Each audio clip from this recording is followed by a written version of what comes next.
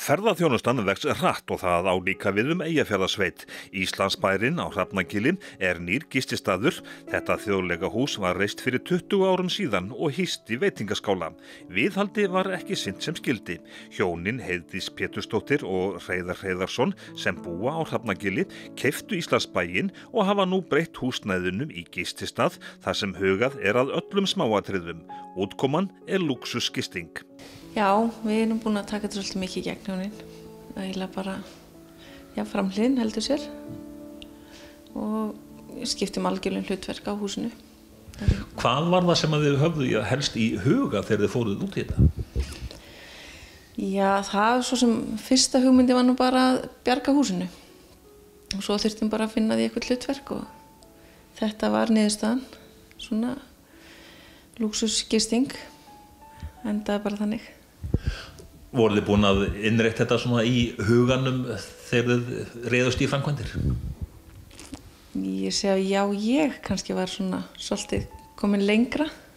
Já, þetta er svona svolítið mitt hugafóstur. Eftir að við tókum það ákvörðun að þetta yrði notkunin á húsinu.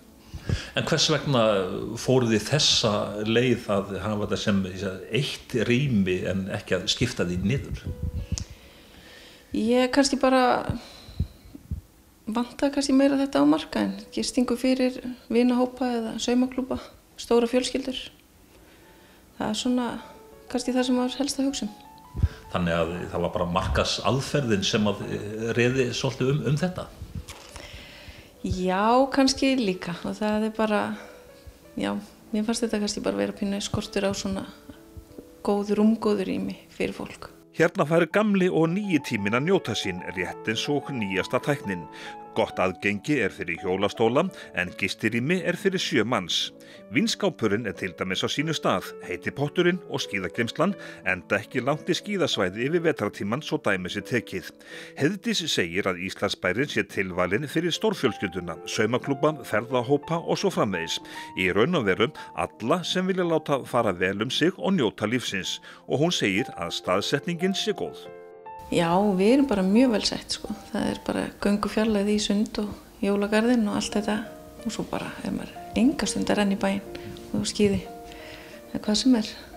Er það búið að vera mikil törn á ykkur stórfjölskyldunni? Í þetta, við erum búin að vinna í þessu núna í svolítið langan tíma, átt alveg allan okkar hug og tíma. Það er svolítið þannig. Og allir nýttir? Allir fengi að taka þátt, engin sloppið.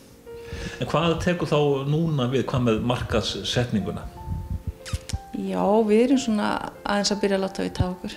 Búin að koma okkur fyrir inn á bókunarsíðum og Booking og Facebook og þessu, það er næsta verkefni.